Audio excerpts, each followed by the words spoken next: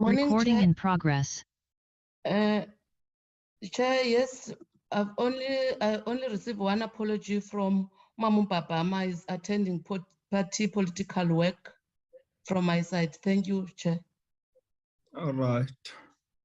Manyamza?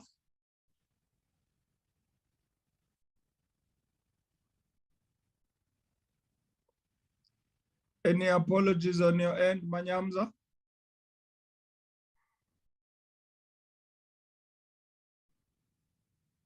If not, let us ascertain on the side of employment and labor. The Secretariat, do you have any apologies on your side? Thank you, Honorable Chair. Good morning to all the members that have just joined in. Honorable Chair, I received 3 apologies yesterday. Honorable Kado, Honorable Baygram, Honorable Yinana, all 3 from the DA. So I'm expecting all the other members to come in. Thank you, Chair. No, thank you. Let me take this opportunity then, honorable members, to welcome you to our joint sitting of the Portfolio Committee on Employment and Labor, as well as that of Agriculture, Land Reform and Rural Development. Molweni, Goeiemorgen, Dumelang, Sanbonan, to everyone on the platform that has taken this opportunity to be with us, and all the stakeholders and interested parties who have come to join us on this session. May peace be with you all today. South Africa's rural landscape, honorable members, carries the scars of centuries of colonial occupation, denuded by the cruel apartheid state under development, and the divided centuries which have been perpetuated in the democratic era, despite a number of interventions that we have seen over the past 27 years. It is for this reason, honorable members, that this proposed oversight program is of such importance. A number of studies over the past few years have drawn attention to the plight of farm workers and farm dwellers. These studies, without exception, have pointed to the difficult conditions faced by farm workers and farm dwellers on farms. Whilst many farm owners have done exceptionally well to embrace transformation and deal fairly and justly with issues such as the security of tenure, employment share opportunity programs, and general conditions of work. This is far from universal, and many workers and farm dwellers live under precarious conditions. Our task is therefore, honorable members, to develop a common approach and shared vision towards the joint oversight. In doing so, we can be assured of achieving the objectives and ensure that we have a productive and successful joint oversight that ultimately can impact policy and programs. Honorable members, whilst much is known about the conditions on farms, it is vital that our joint oversight documents what is already known about living and working conditions on farms. This is a critical step in ensuring that line function departments make the necessary interventions, and we as the functionaries of Parliament fulfill our role of oversight. Honorable members, the joint oversight will afford us the opportunity to conduct effective oversight, policy response, and program interventions to address the living and working conditions on farms. Finally, it is vitally important to document lived experiences of people living and working on farms and conduct an oversight with regard to government interventions to improve conditions in farming communities. Honorable members, unless Parliament keeps up its oversight role and exerts pressure, life on farms will continue as it has for centuries. We must therefore, honorable members, ensure that effective interventions are made now in order to address the harsh living conditions of people living on farms.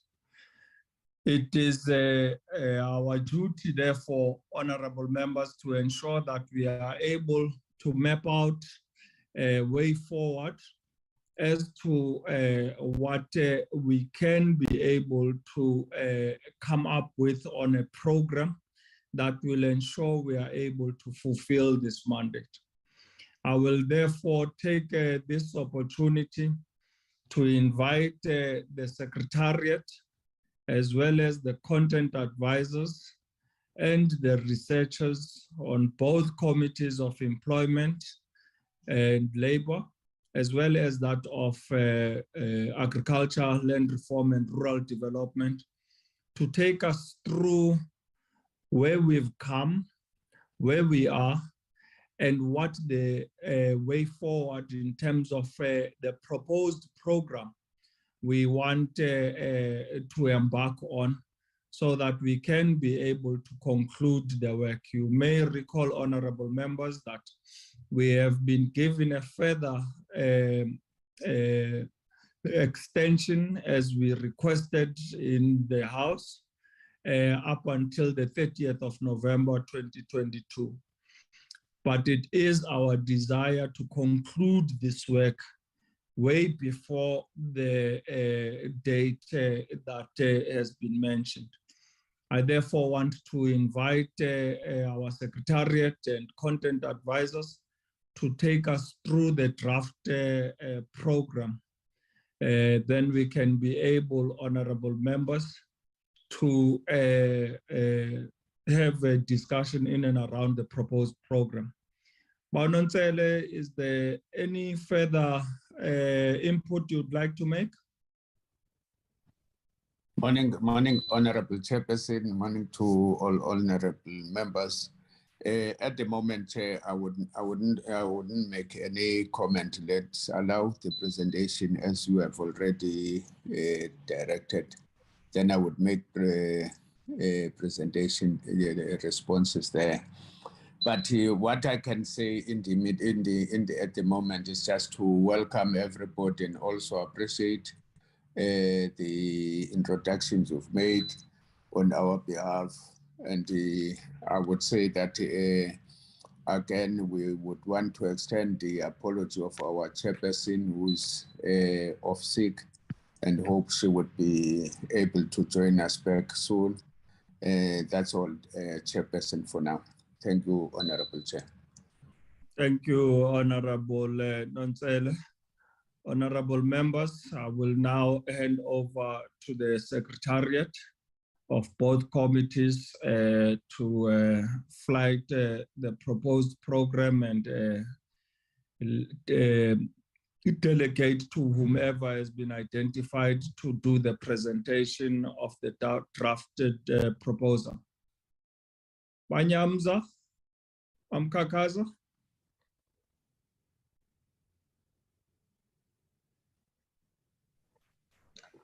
Yes, Chair. Dr. Manenza is going to do. Thank you. Do the presentation, Chair. Thank you.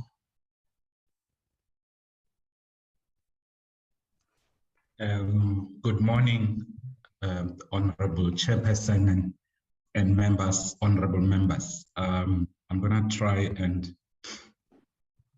put the proposed program up. Thank you very much. In today's presentation, what we thought we should do to start with is to kind of remind ourselves of the mandate that the House gave the two committees. I am not going to go through the entire resolution because I believe that honorable members may have had an opportunity to read through the resolution, but we thought it will be vitally important to go through the actual tasks that the committees have been given, and those are appearing on your screen at the moment. The broad mandate given to this committee, two committees, is that they must conduct comprehensive oversight work on the living and working conditions of farm workers, farm dwellers, and farmers. So when you read the resolution, in some ways it says farming communities. So we think this is a broad mandate that the committees have been given. But to achieve that, how we do that, it will be one by monitoring progress that government has made to honor its commitment towards improving the living and working conditions in the farming communities. And there the resolution says, well, the committees must consider work done by different stakeholders in the agricultural sectors.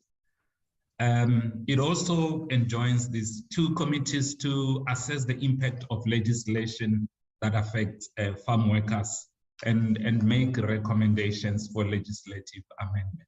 And I think this is at the heart of what a parliament is all about. It's about lawmaking. The House says to these committees, go and look at how the legislation that governs issues relating to the living and working conditions on farms, and see as to whether there's any need for legislative amendments. At this point, perhaps one of the things that we propose that the committee would look at in the program, I'll talk about it at a later stage, is that there has been work that was done by Parliament through a high-level panel that was set up by the speaker, the previous speaker, to look at the impact of legislation. It was led by the former president, Mr. Mtlanthe. And it came up with very strong recommendations. And I think it's something that this committee might look. I'll talk a bit more about that. So the House also says to do this, one of the things that the committees must do is to conduct public hearings, one. Secondly, the House says also these committees, when they do their work, they must work in consultation and with the express consent of the relevant select committees in the NCOP. So it calls for collaboration with those committees. At this point in time, it's very difficult to fit it in how they will feature, but we think that invitations should be extended to relevant committees, the counterpart of these two committees in the NCOP. Again, we were given a deadline, the committees were given deadline of 30 November 2021, and because members will remember having met, and they said, well, go and ask for an extension. And that extension was granted to 30 November this year. And as the chairperson said, it is the intention not to table the report, before that date, because this work it's actually long overdue. In reminding the committee about its work, chairperson said we must try and indicate what work that has been done. I want to believe honorable members will remember this table that we presented in the previous meeting, where the committee was trying to map out its way, kind of developing a framework of work or developing common approach around how it's going to be doing its work. I will focus on the activities and also how those activities will be done. Firstly, it's about defining the approach that has already been done last year in the work that led to this table, having developed the framework. The second idea was if the House has given these committees this mandate, so the committees must then say, what is the problem? Why is the National Assembly saying go and do its work? They must diagnose the problem. In doing so, we propose that there will be briefing sessions with government departments and resource organizations to actually look at the factors that undermine effectiveness of existing legislative mechanisms that is earmarked at improving living and working conditions on farms, and assess various interventions by government. So that can be done through research briefs and advisory briefs that the members of support staff will produce, but also briefings by government departments and other stakeholders. In terms of the oversight, which is coordinated between these two committees, there will be workshops, briefing sessions again, and public hearings. I mean, it's all about implementation of existing laws, challenges and lessons that the committees will develop from then. And we suggest that the committees, through its work, should be able to develop case studies of success stories out of implementation of legislation, if any, or also limitations and failures, and look at how those case studies help these committees to develop proposals for legislative amendments. And I can go on and also talk about partnerships. And I gave an example here of instances where government purchases land and promotes collaboration or partnerships or joint ventures between farm workers, farm dwellers, and previous landowners, or any other private sector partners. And we propose that in its work, we should support the committee to identify certain projects or farms, and committees must go and look at how things are happening, how laws are being implemented, and the extent to which those initiatives have improved the lives of those farm workers, or whether the status quo remain. And lastly, the end of this all is to develop recommendations, not only about policy implementation, but about the review of laws and proposed legislative amendments. The idea is not to develop bills, but the idea is to say there is this law, these are 3 areas or 4 or 5 areas where we think in order to improve the conditions, there has to be amendment. And the proposal that I hinted on was that towards the end, perhaps the committee should also look at taking the recommendations, specific recommendations around, for example, ESTA, Extension of Security of Tenure Act, or whatever, labor legislation, and look at what did the panel that was led by former President recommend. That's not the only panel report that we have. There's also the Presidential Advisory Panel on Agriculture and Land Reform that also makes certain, that gives us certain insights. Perhaps the committee might want to look at those 2 reports and say, what have they found and what have they said?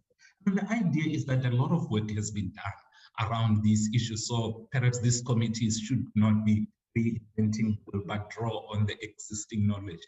The person was speaking about what we already know, that there's a lot that we already know, and we should be, drawing a lot from those. I will now move on to specifically now talk about the program. What is it that as administrative support to these committees are proposing? The approach that we propose to the committee is that, yes, we follow the same approach, and today really it's about this meeting or defining the approach and considering the proposed program. But in terms of how we would proceed, the structure we proposing to the committee is that we start by very high-level briefing sessions from stakeholders and experts in the field, followed by the responses those would be policy and legislative responses to issues that would have been raised by a number of stakeholders, by government departments responding. Now, one would look at this and say, hang on, here you don't have a lot of stakeholders. So the proposal here is that the first meeting really is not should not be seen as a pure stakeholder engagement.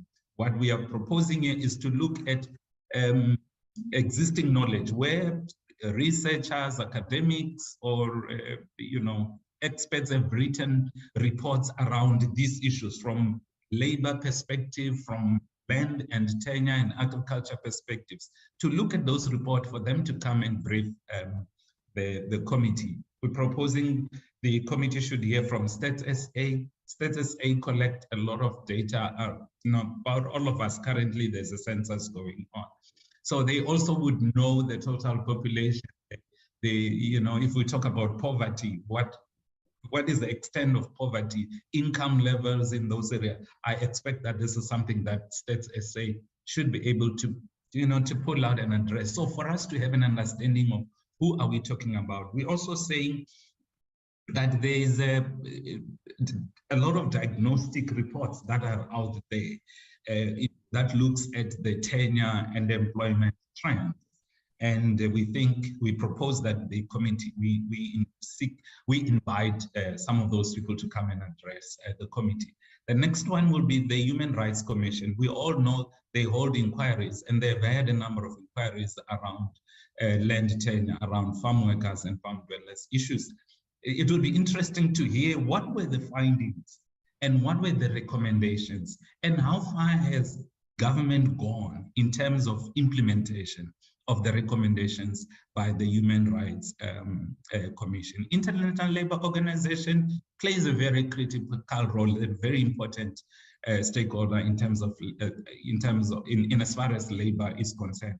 We do know that at some point there was a collaboration between the then Portfolio Committee on Rural Development and Land Reform and the International Labour Organization to kind of go and do a study on commercial farms, and that report is available. It may be quite an old report, but I think it will bring very interesting insights in what we are talking about. The same can be said about Human Rights Watch.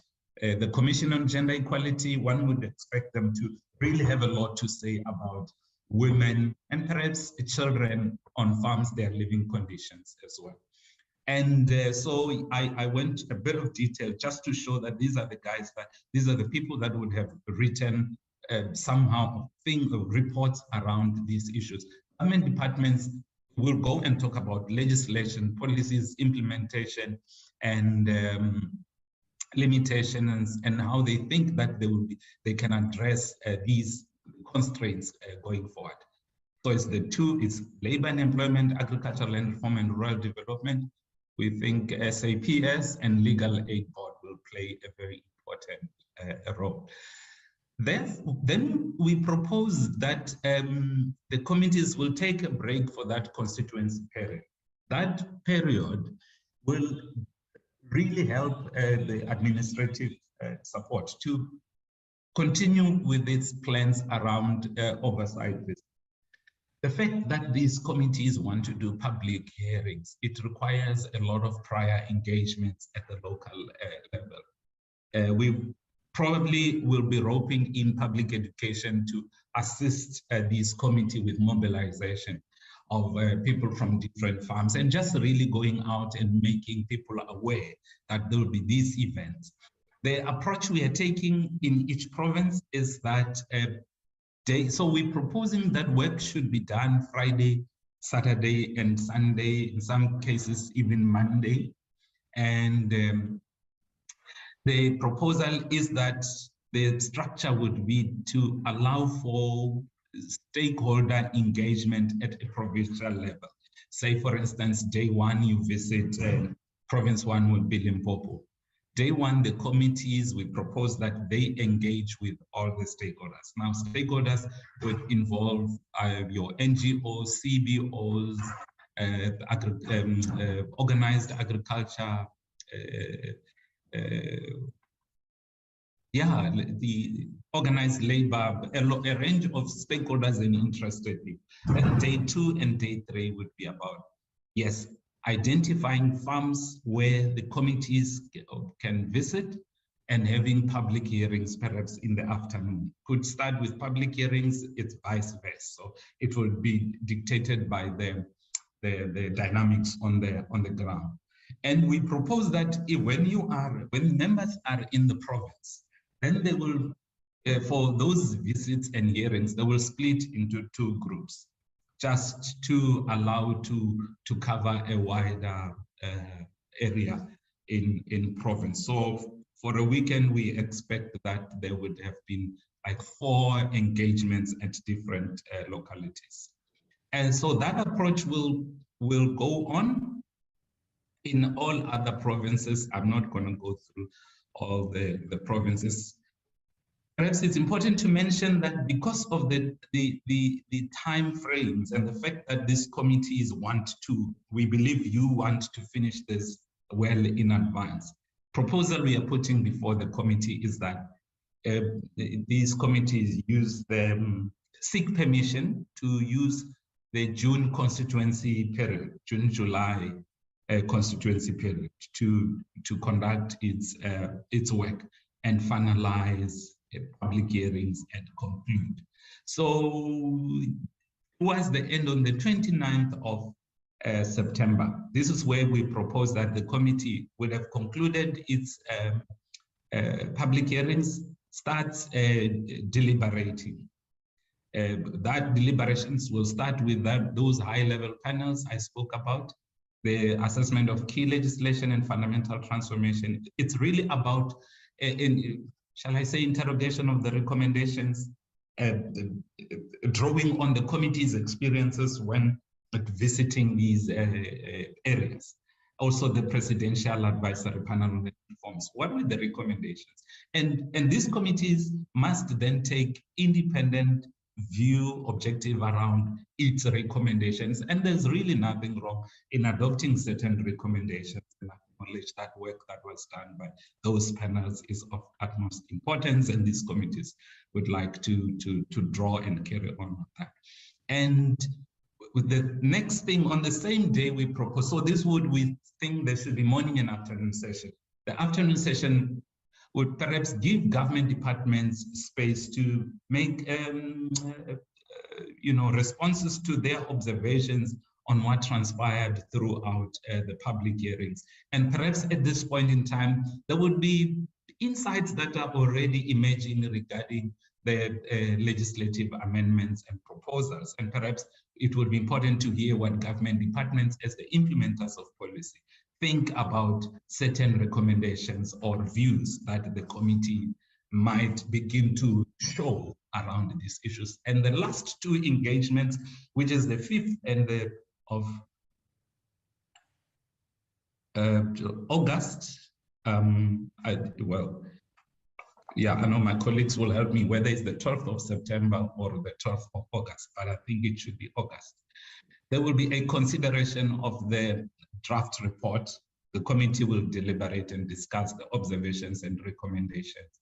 And we think we should allow space for support staff to really finalize the report and come back for adoption of the final on the 12th. My colleagues will assist me. I think it's August. I cannot remember. But Chair, thank you so much.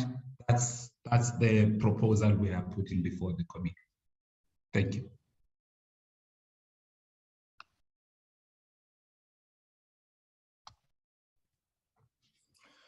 Thank you, Dr. Manenje. Is there any further input from the content advisor at Employment and Labor? Thank you, Chairperson. I'm covered by the presentation of Dr. Manenje. Thank you. Thank you. Any other input from the content advisors as well as the researchers?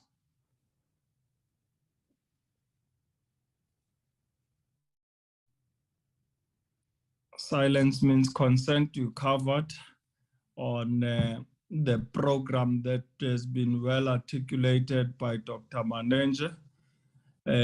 Honorable members, there is the program as put by Dr. Manenje. We will now open the session for questions of clarity on the program or comments, so that we may then be able to move to adopting the program. I will look to Honorable Nontsele for assistance in terms of the members in employment and labor, but I believe it would be easier if I just request for honorable members to raise their hands so that I may be able to identify you easily in that manner. Then we can navigate through the questions of clarity or comments. I see the hand of Honorable Kabe, Akbare Briet, Honorable Hendricks. I will note other hands as they come up, but for now, let us proceed with those. Honorable Kabe. Thanks, Honorable Chair, and good morning to honorable members and the team that is here. I apologize, Chair, my network is so unstable. That's why I had to log in later. And I might have missed some of the interactions or the presentation details. But in summary, Chair, let me appreciate the officials for bringing this.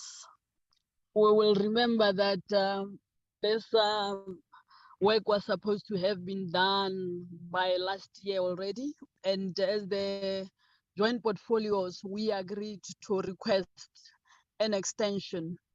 Now, my concern, Chair, is on the time frame that we setting here according to this program to conclude this kind of work. Besides everything else, Chair, at the center of this project or program that we are engaging here on are the labor tenants, are your farm workers. Now, if we want to deal with the challenges with their plight, with their issues, it is my take that we would want to speed up this process so that as the Parliament portfolio committees jointly, we are able to come up and map up a way forward of assisting the people that we are concerned about. Therefore, Chair, I would request that in as much as I support the adoption of this program, because we have to start somewhere, we must look into issues that will help us, or days, some days that we could utilize. I know that this is a multi-party kind of a portfolio committee, but if possible, Chair, can we look even into our, what do you call, constituency days and try to speed up this process? Can't we also look into splitting the portfolio committees jointly so that we try to cover enough work at a lesser cost, at a lesser time, so that at least we must bring the draft report by June to Parliament. Anything, Chair, for me, that will bring the dates nearer, at least to June, will be satisfactory for me, so that we end up rolling out the way forward or the program or activities that will help the plight or deal with the plight of your labor, of your farm workers. Thanks, Chair. Thank you, Honorable Klappe. Akbare Briet. Thank you, Chairperson. Chairperson, I differ in view from the Honourable Klappe because in terms of, let's take it, her suggestion, her to have it completed by June. That means we will be sitting every single weekend from the 29th straight through to the 28th. And that's just 9 weeks just to see the provinces. Those are not any of the other necessary documentation, any of the other committee deliberations that we have to take care of. So physically, Chairperson, I think with all due respect to the Honourable Member, that is impossible to do that. I even have, Chairperson, a problem with the stage at which it is now. And I can maybe just by example, on my year calendar, I've looked at it, Chairperson. The first weekend that we will be away, the 29th of April to the 2nd of May, that is Workers' Day. And I know especially your party has specific activities. Within those days, we have party political activities. I'm looking at June, for example, where we have Youth Day. And I know of political parties, mine included, where we have party activities the weekend before, the weekend after Youth Day. And with this motion, with this task that this committee has been set out with, I don't think we can ignore the fact that we are a multi-party delegation. We have party obligations with all in ourselves. And I think that if we have certain days where, for example, I can attend and the next day, following weekend where I cannot attend, or Honourable Steyn or Honourable Slape or Mahlatsi, I think that intervenes and really takes the process back. I don't think we will be able to do justice to that. And my fear is, Chairperson, and you know, with our last oversight, we get to a stage where it was organized sopi nippertjie so shortly that I mean, my year program is already, already there, specifically in constituency periods. We book out constituency periods to go to our constituents, to have plans, to not do that within other terms. And Chairperson, I think that will encumber this portfolio if we do not have the most possible members at these oversights. Chairperson, so public holidays were not taken into account. Then, Chairperson, in terms of deadlines, and I hear Dr. Menenja saying that we want to get this completed as quickly as possible, Chairperson, but we can't, because us as joint committees failed our first deadline. Now, all of a sudden, want to push everything and not be cognizant of the fact that we are also just people who sometimes need to breathe, to force it in by middle August, where we do have a September and October and November where we can take this, where we can really process this thoroughly. Chairperson, and then with all due respect, Sundays are not going to work. People need to respect religious days. I come from a farming province. If we have oversight, and you go visit farms, Chairperson, jy gaan voor dooiemans deur te staan kom. People take Sundays, specifically in our farming communities in the Free State, that is a day of rest. That is a day for religious activities. And I don't think that is going to work. I would propose, and I know that's going to be difficult, then rather look at a Thursday, a Friday, and a Saturday. But really, Chairperson, I urge these committees to think of that. Chairperson, then in terms of, yes, I said attendance will be an issue. Constituencies, we have already, we have activities.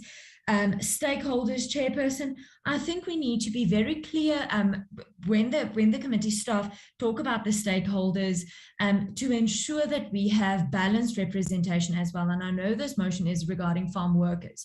Maar ons kan nie net een kant van die argument hoor nie. You need to have, they say there's always three sides. There's your side, my side, and the truth.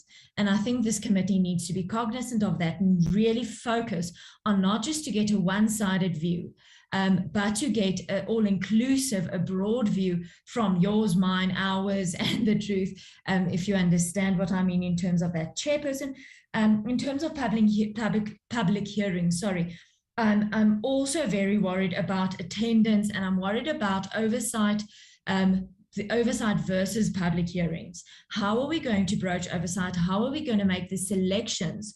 How will we approach this oversight? Who will be selected? How will they be informed? Because Chairperson, yourself, you come from a farming community. We cannot just, and the Labour Committee knows, Labour is their mandate, but we can't just rock up to a blast and go knock, knock, knock, hello. So we need to look at all of those things, and I'm worried that we don't spend time on that.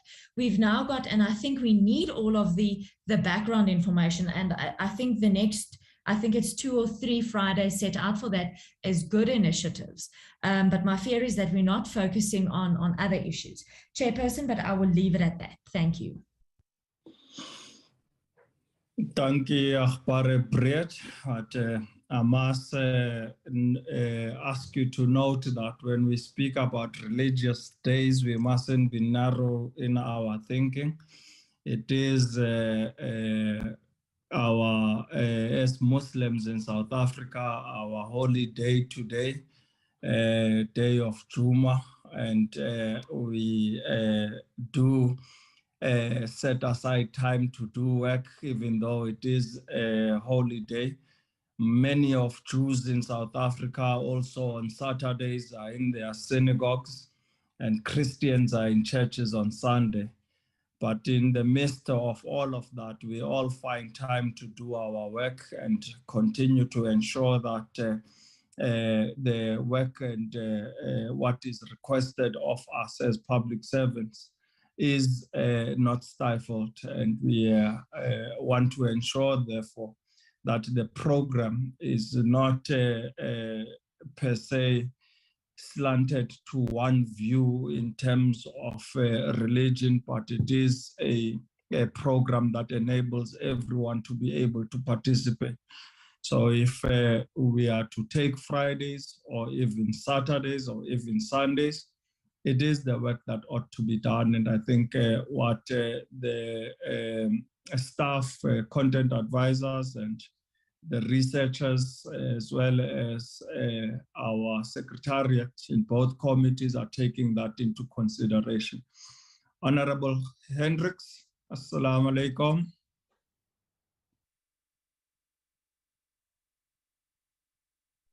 Alaikum salam, Honorable Chair, and Juma Mubarak to you. Honorable Chair, I'm very excited to hear that we are going to look at the research done by the Human Rights Commission and their recommendations.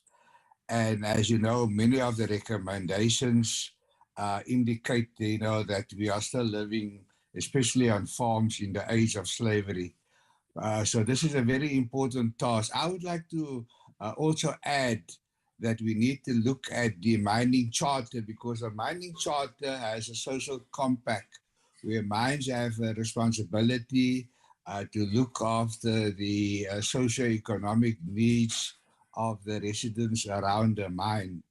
Also, I would like to suggest we look at the some of the powers that the Competition Commission has. As you know, Honorable Chair, the Competition Commission has prosecutorial rights, and they also have their own court, and this obviously helps speed up enforcement.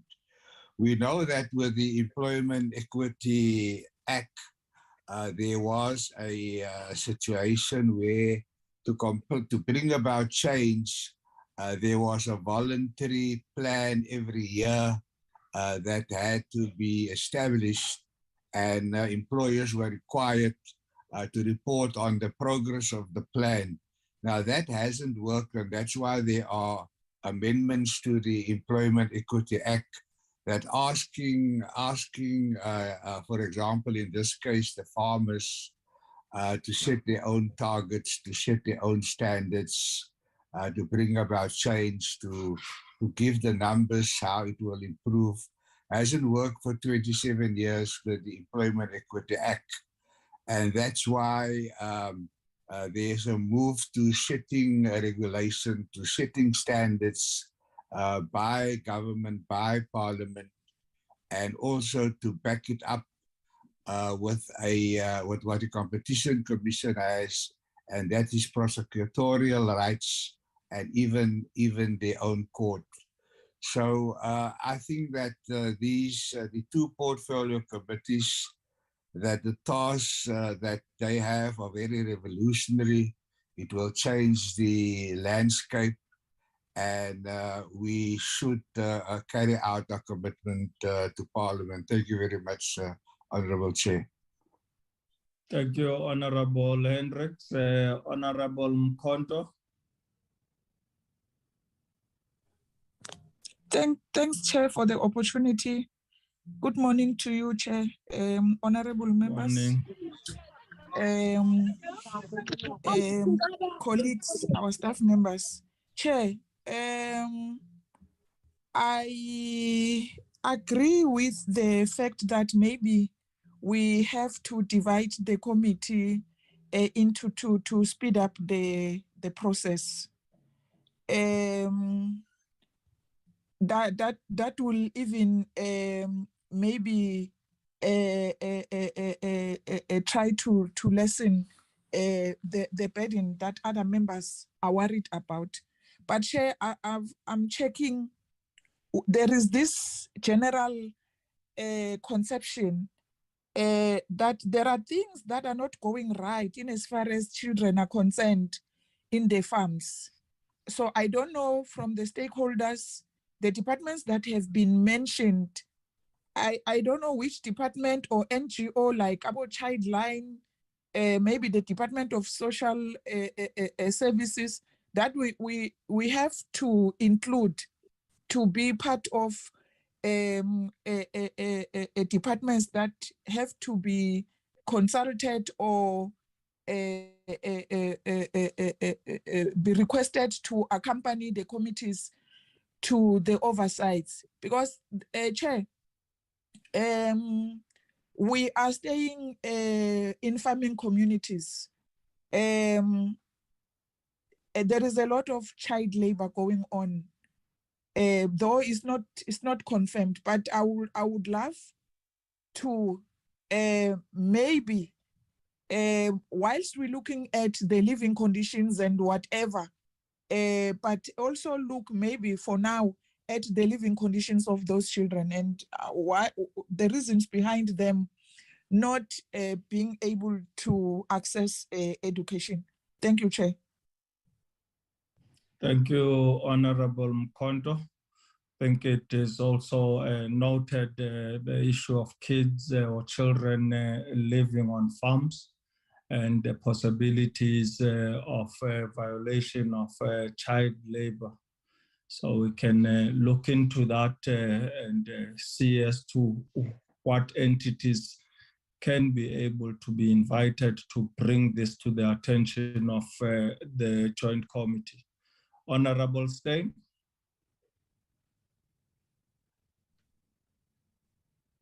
Thank you, Chairperson, and thank you for the program, Chair. I think the program gives us a very good idea of what needs to happen, and I agree with we must not forget about children. I think the importance of education, and maybe when we get information from the Stats SA, is also to look at how many children are going to school.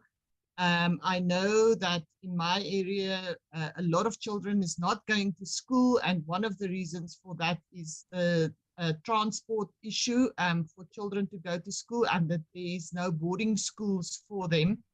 So they will have to stay with families in town in order to go to school. So I think it is an important factor that needs to be taken into consideration. And Chairperson, we must also not forget health clinics and the mobile clinics that go around. So I think we must take that also into consideration. Chairperson, my question would be whether we have looked at the two portfolios, agriculture and labour, of other legislation that we have to go through during this period. So it's also looking at the timing and the program. I agree that we need to split up into two groups in order to make sure that we cover all the areas. But I just want to find out from the Secretariat if they have looked at the program, also taking into consideration legislation that we also need to do in our portfolios, and we also might have to do oversight or public hearings during that time period. Thank you, Chair. Thank you, Honorable Steyn. Honorable Nansele. Thank you, Honorable Chair. My apology, I didn't raise my hand initially because you had mentioned my name. So, yeah. Good morning, honorable members again. Thanks for the inputs that you have made. On my side, Chair, I think I would suggest that we, in fact, agree on the proposed approach by Honorable Klape with the amendments by Honorable Mkondo with regard to extending the scope to include a focus on children's rights, particularly issues relating to child labor and other aspects.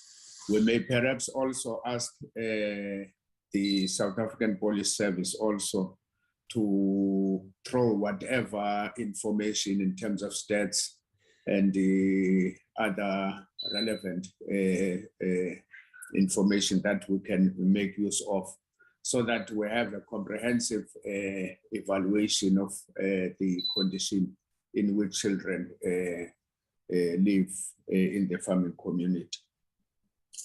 Also the issue relating to the timelines, I think the issue here in the main is about the extent to which we have been able to converge as the committees, and the time that we have been able to look and to come up concretely with responses to the documents. We thought that it would be helpful, Chair, that we in fact, as we in fact proceed towards the adoption, we also adopt some flexibility with regard to that, so that by the 25th, which is the next date that is proposed, if, for instance, there is still further submissions that parties would want to make, we'll make that leeway, obviously, but the principle of adoption not be postponed, except to allow for whatever amendments. The last point, Chair, would be on the question of the rollout, which honorable members have covered. Others are arguing for a much more longer period, and as already proposed by Honorable Klape, the period should be shortened. I thought that the technical team, Chair, would also take advantage of the parliamentary program, looking, for instance, into the recess period. The recess period totals to about 10 days, which, if used effectively, we can either take 2 or 3 provinces. 2 would, in fact, reduce the 9 provinces to 7. And then it would mean that we're left with 7. And then if we talk, it would take not less than 2 per month. It means that at least by May or early June would have at least be done with the oversight visit. Obviously, the issues that are raised by the honorable member relating to the issues of farming community on Sundays and so on, I think this is indeed a matter that needs to be factored. Some kind of flexibility on both sides could be looked at, so that we in fact ensure that we get a maximum participation from the communities themselves.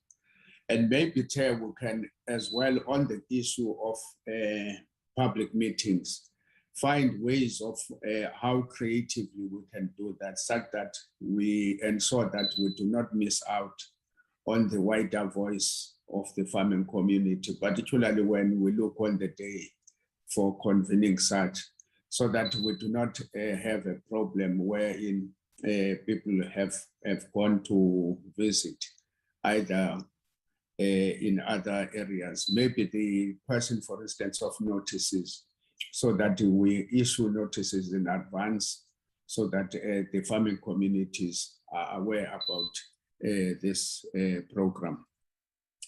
That's my comment and my take, Chair, so far. Otherwise, I fully agree and support the proposal initially put forward by Honorable Chape and the amendments by Honorable Kondo. Thank you, Chair. Thank you, Honorable Nantswele. Honorable Matthias. Thank you once more, Honorable Chair. Let me take this opportunity once more to thank you for your swift intervention in facilitating this meeting. It was long overdue. And quickly also welcome the draft program by the research and our staff members. There isn't really much that one can say about the proposed program, other than to agree with the honorable members, that whatever that needed to be done to make this process as smoothly and as expeditiously as possible, that should be considered and be factored in.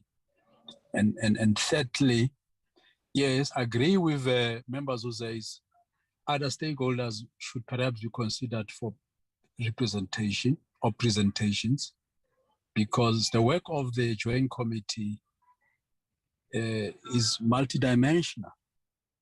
It's not just one-sided. And wherever possible, where resources and time allows, we must extend invitation to other research or interested groups to come and make presentations. We need to hear, for instance, from, I think it's AfriForum, the allegations that they often make, both here at home and internationally, about the killing of farmers. We need to hear their side of the story. We need to persuade them to give us evidence of their claims. Evidence which is based on empirical and scientific evidence, side by side with that which will come from the South African Police Services.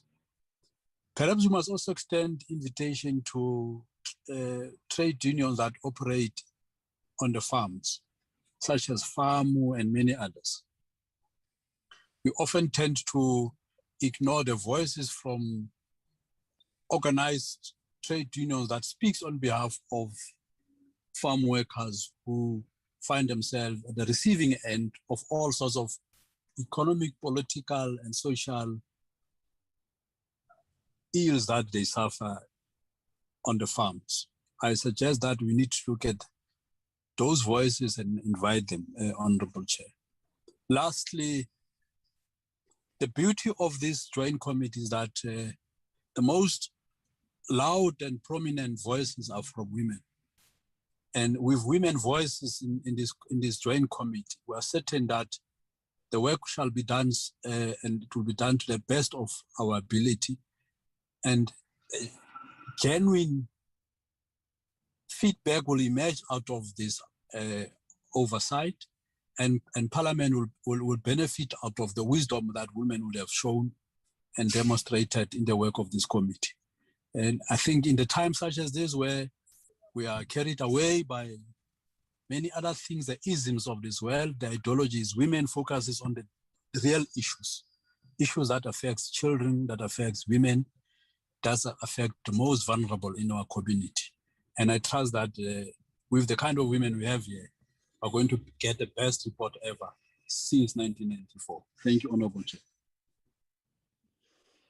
Thank you, Honorable Matthias. Honorable members, any other honorable member who may wish to pose a question or clarity or give further input on the draft program before us? If not, honorable members, I will hand over back to the content advisor Yes. Yes, Honorable Chair. Just one additional point, Chair, with regard to labor.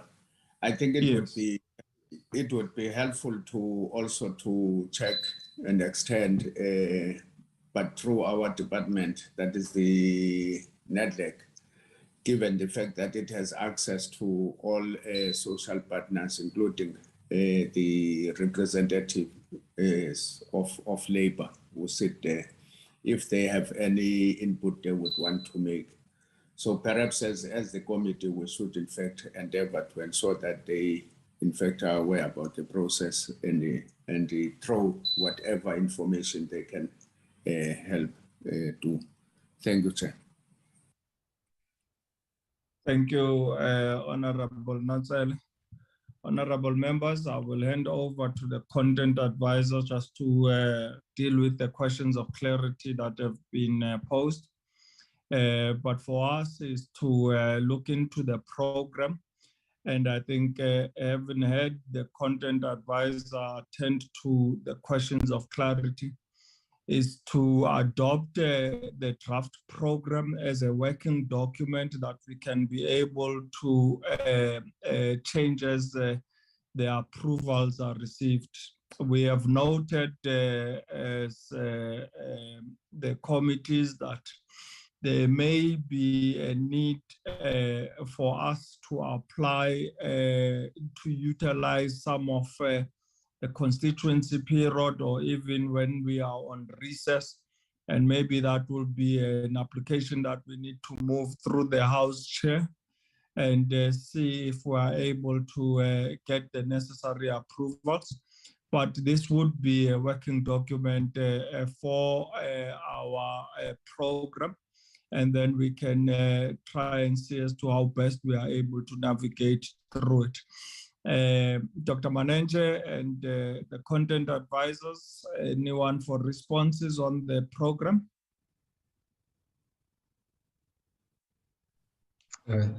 Thank you, Chair.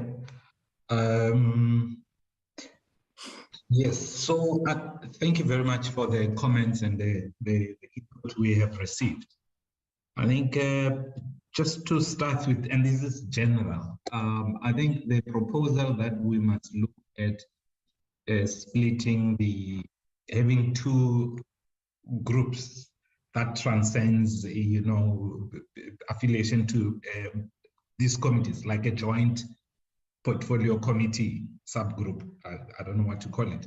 So if you have one group going, say for instance, week one group is in Limpopo. It's consisting members of Agriculture, Land Reform and Rural Development and Labor. So split in along those lines, not one committee there, another committee there. So I think it's a proposal that we receive in an attempt to try and move with speed. We are going to look at that and bring a revised program that takes that into consideration. Secondly, we will then have to look at what Ms. Briet said, that it doesn't seem that we have taken into consideration public holidays.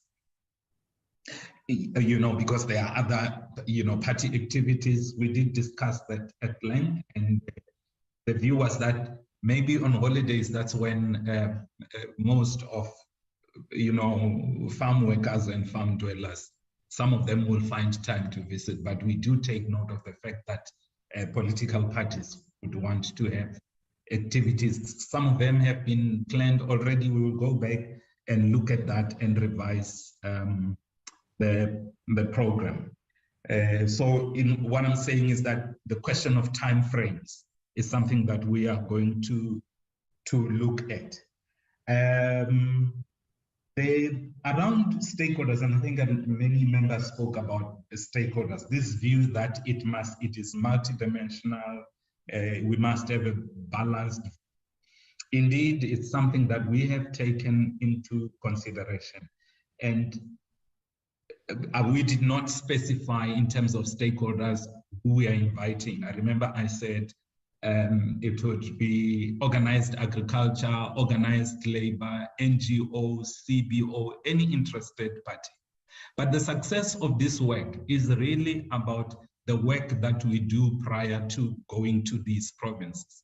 And perhaps that's the reason why, as administration, a proposal we made, and we would advise the committee and say, perhaps the upcoming constituency period, the one in April, it may be, not that it's not doable, but it may be difficult for support staff to do thorough preparations, for us to be able to send teams down to be checking, in doing notices and inviting and mobilizing not only farm workers only, but even farm owners and people in farming communities. It does require time. Sometimes when we do things, we push things to happen in a sort of on an emergency basis, when there's not enough capacity to do proper planning, we might find that we go, but the outcome may not be desirable. So that's why we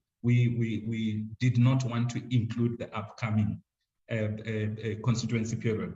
The other reason is that members will know that there is the committee, two committees, and all committees in Parliament will be considering budgets and APPs, and that happens now. And as the support staff supporting this committee, there's also, and the members themselves, there's also that time that is required by support staff to put a lot of effort and energy in doing that preparatory work. So we think there's a lot that is happening, but most importantly, we want the visits to these provinces to become a success, not to have a problem. So that's why we kind of said, maybe it's too soon to use this constituency period. But I think with the proposal that says split into two and visit two provinces simultaneously, I think it would really shorten the time of these projects.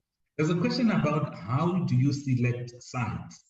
That's a difficult one, and sometimes our colleagues who go from public education who go to these provinces and do work, that they come back and make suggestions and say, we have engaged with local stakeholders and they think that these are areas that the committee should visit. Not only that, we take a number of consideration within the Department of Agriculture, Land Reform and Rural Development. Those that have been in this sector for some time would know that there's what in the department is called the Land Rights Management Facility.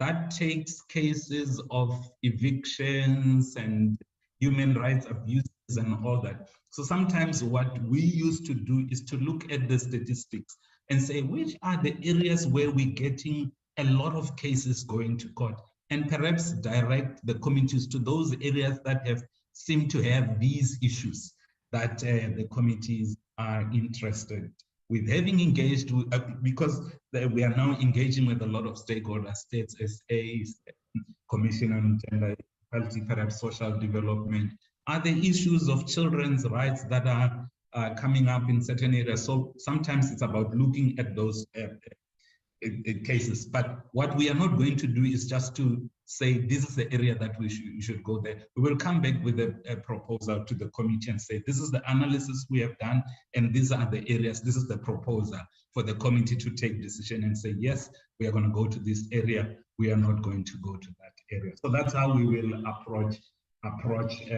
selection of sites.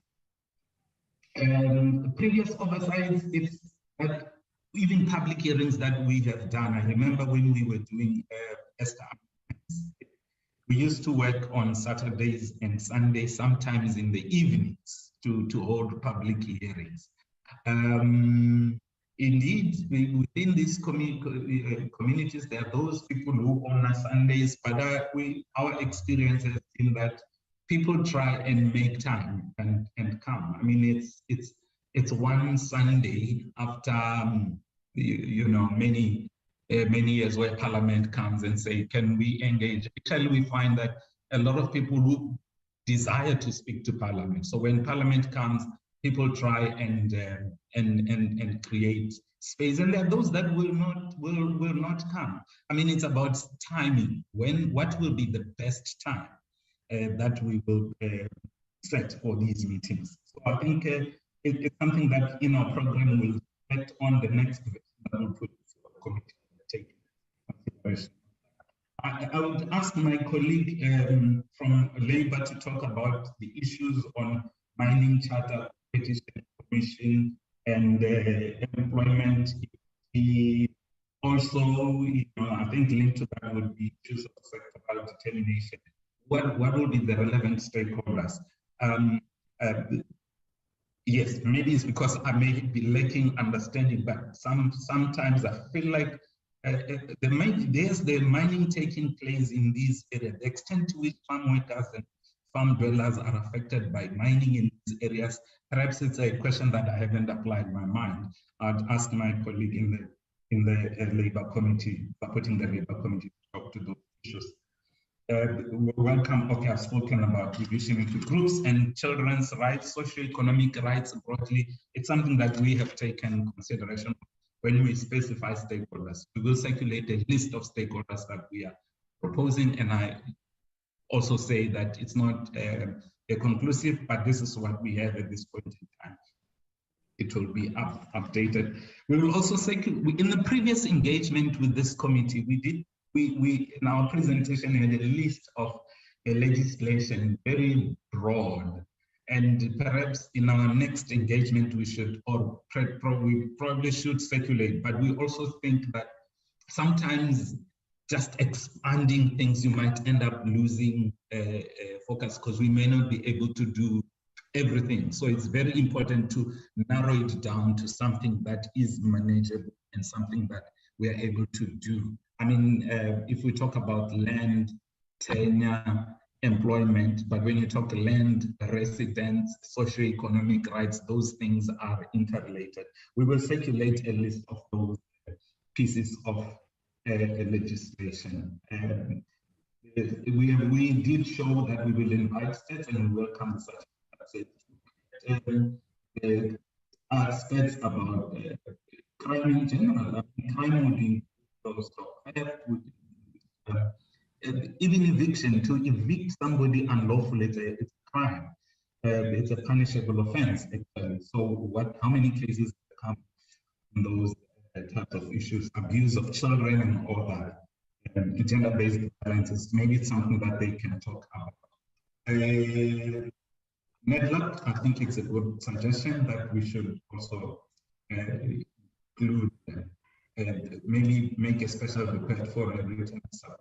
Actually, some of these stakeholders who may not be able to visit the committee will be encouraged to make written submissions. I think in general, I tried to touch on all the issues. My colleagues and I have noted all of them in our next presentation or the draft of the program.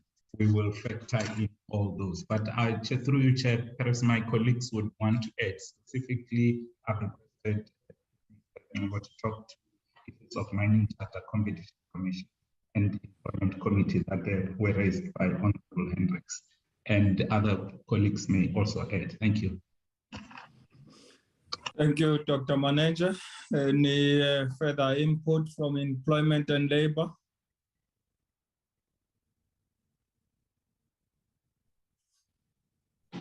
Thank you, Honorable Chairperson. I'm not sure if I heard Dr. Manenze correctly because he was breaking. I thought he mentioned something about mining. And my comment will be that when it comes to mining, the inspectorates and the enforcement services of the Department of Labor doesn't have jurisdiction over mining because the Department of Mineral Resources and Energy has its own inspectorate services that conduct inspections in the mining sector. And then we also note the proposal by Honorable Nonsele to extend the invitation to NETLEC, and then that we are going to consider when we are reviewing the program, and also the input from Honorable Kondo regarding the child labor in farms that we are also going to consider when we review the program. Except that, I think that is all, Honorable Chairperson. Thank you.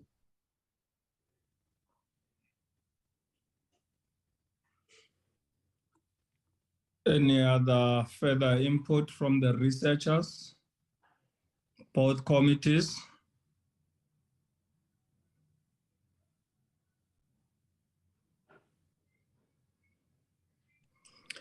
Thank you, honorable members. If there is no further input, there is the draft program. Oh, Ma'am Pepetek, you coming in?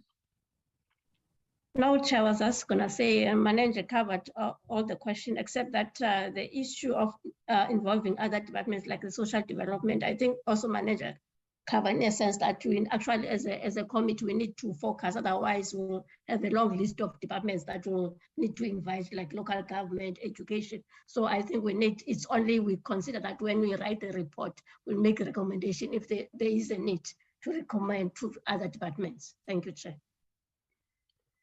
Yes, thank you, Ma'am Pepetega. I think for us, our work is first and foremost to carry out oversight and do our own findings, and we can therefore make the necessary recommendations.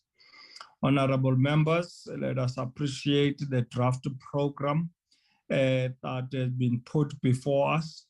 As I've said, this is a working document as we move on and seeking the approvals that we may be able to receive in order to shorten the program or even accommodate all the issues that have been raised by the honorable members. We will do so. I will now, honorable members, move for the adoption of the draft program as a working document we can utilize in doing this work. Can I have a mover for the adoption? Any movers? I Sibusiso Mdabe would like to move for the formal adoption of the program with the amendments. Thank you. Thank you, Honorable Mdabe, for moving for the adoption of the program with the necessary amendments as we move forward with the program. Any second, honorable members?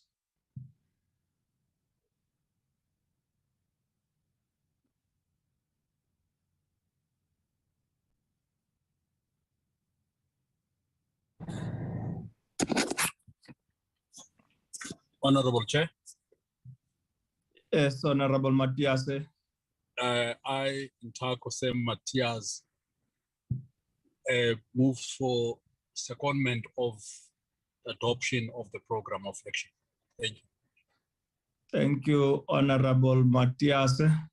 I see the hand of Honorable Stein. Were you seconding as well, Honorable Stein? Thank you, Chair. I'm covered. Yeah, covered. Thank you.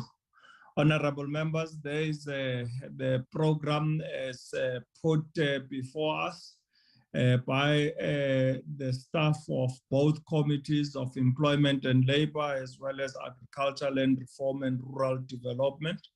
As we have said, this will be a working document on behalf of the joint committees as we get this work underway, hoping that we can be able to conclude this work and bring it before the House before our cutoff date, which is the 30th of November, 2022. With that said, honorable members, this brings us to the end of our program. But before we close, I will hand over to the acting chairperson in the absence of Honorable Dunjwa, who is not well, and we have sent our prayers and well wishes to her for a speedy recovery. Let me take this opportunity to give over to Honorable Nontsele for closing remarks. Thank you, Honorable Chair, and thank you, honorable members, for your insightful contributions in making sure that we have, in fact, signed off on the document, whereas we now have a working document that will guide us, and from time to time, it would allow us to make adaptations from here and there. And also what is important is that we should be able to, as the Honorable Chair has pointed out, that we should be able to meet the timelines as directed by the House. But also I think it would be amiss if we don't also acknowledge and extend our word of thanks to the technical team that has done excellent work over the period to ensure that it guides us on how best we can traverse the journey that we're supposed to be traversing. Quite importantly as well is the task ahead, particularly from members who must balance their daily work together with this added task.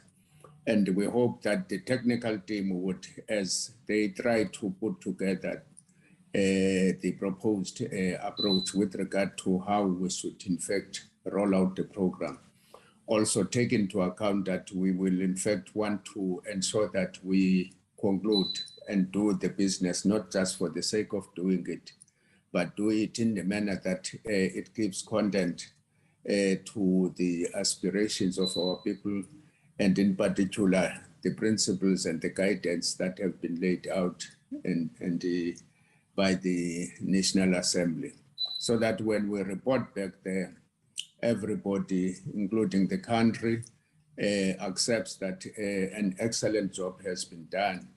In those few words, Chair, in wishing everyone a safer and a prosperous weekend, I thank you for the kind work that you have done in giving guidance to the meeting and as well as the honorable members. Thank you, Chair. Thank you, Honorable Nontsele. Let me also, honorable members, thank you for availing yourself for this joint sitting on employment and labor, as well as agriculture, land reform and rural development. We also want to thank all our staff, the Secretariat, the content advisors, the researchers, and all who have been instrumental in putting this draft program of the joint committee in order for us to be able to carry out our work and ensure that we are able to report before the House by no later than the 30th of November 2022. Let me wish you a great weekend ahead. Please take time to spend it with your loved ones and send our greetings to your families. Do stay safe. It is times of COVID, so do wear your mask and adhere to social distancing at all times. Sanitize at every opportunity given and stay well. The meeting stands adjourned. Thank you. Thank you, Chair. Thanks, Chair. Thank you, Chair.